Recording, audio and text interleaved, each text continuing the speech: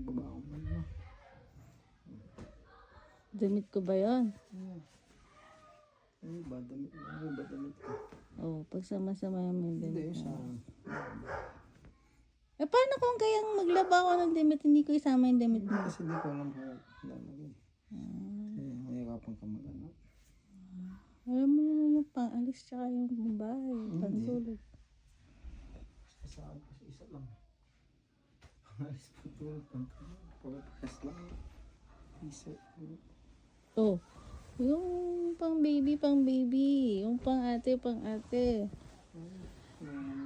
pa?